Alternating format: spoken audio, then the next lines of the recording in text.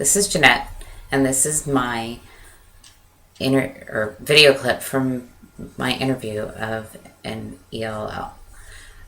When I was given this assignment, I immediately thought of my family member, whom I will refer to as Marie, and she is an immigrant from El Salvador, and she married into this family in 2002.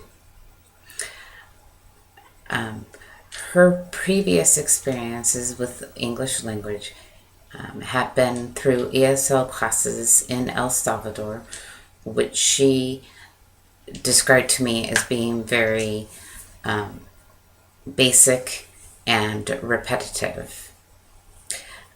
She also had some cousins in Southern California that she had met in her early years, about 6 and 9, and spent a couple of summers with them, and they spoke primarily English to and with her.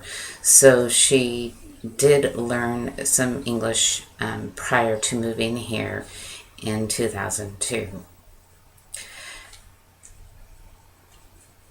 She has a daughter in the school system, and that is what I'm going to use to show her experience with the school system.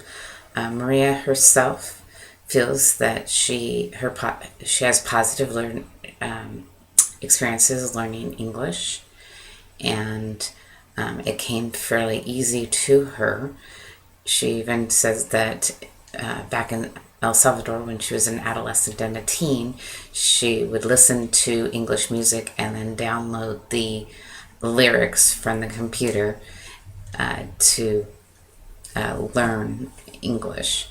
So she has a knack for languages. But her daughter, so when she came to the United States and married into my family, and started raising her daughter, her mother-in-law, who was an educator in the school system down in Southern California, told her that she needed to speak English only with her daughter. And so that way she would be more successful in school. Knowing what I know now, this kind of agitated me when I was on the phone, but I made sure that I did not express that agitation to Mari. Her daughter in the school system is very successful. I asked her questions on how maybe the teachers, how she felt her daughter's education was, and she expressed that oftentimes during conferences that they would speak primarily with and to her husband, who is primarily white, and even though Marie is very fluent in English, she did have some assumptions that she was not. When Marie would speak to the teachers, they would notice that, okay, maybe Marie does have that understanding. They would, change that a bit. Marie was never offered to come into the classroom except on those times when they were having conferences. So her culture and her daughter's background, she felt, was never really addressed in the school.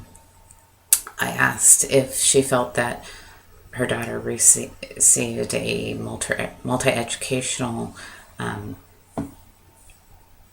education, and Marie answered that even though many of her daughter's classmates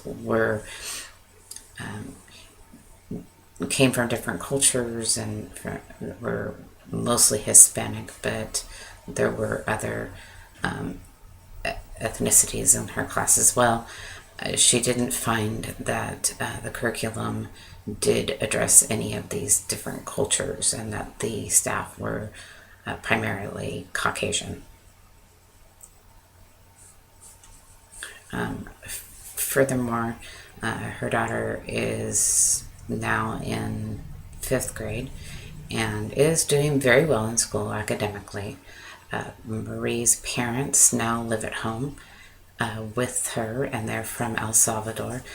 They speak very, very little English, and with Marie speaking primarily to her daughter in English, and her husband, of course, only speaks English, I sometimes wonder how that communication works and how the grandparents are able to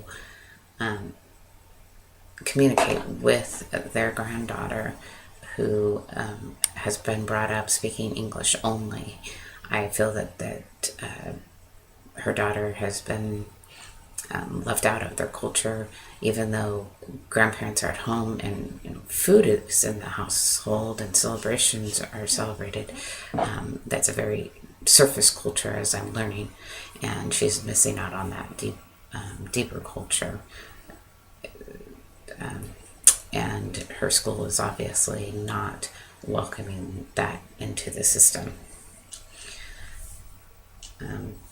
As far as any prejudices or biases that Marie has felt from her community and the school, she doesn't feel that there's a lot of prejudices and biases with her background so much.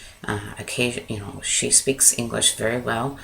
She has a bit of an accent, but it doesn't impede in others' understanding of what she said. She is very careful to speak English outside of her house, but I do know that she continues to speak Spanish with her parents because they don't communicate really in any other language. She does, however, have a younger daughter who has some disabilities. She has shaken baby syndrome, and she expressed more prejudices with that than with her own language and culture. So I don't have a lot of time left on this video. I have lots more to include, but I will include those in my paper that I will complete and hand in next week. Thank you very much for listening.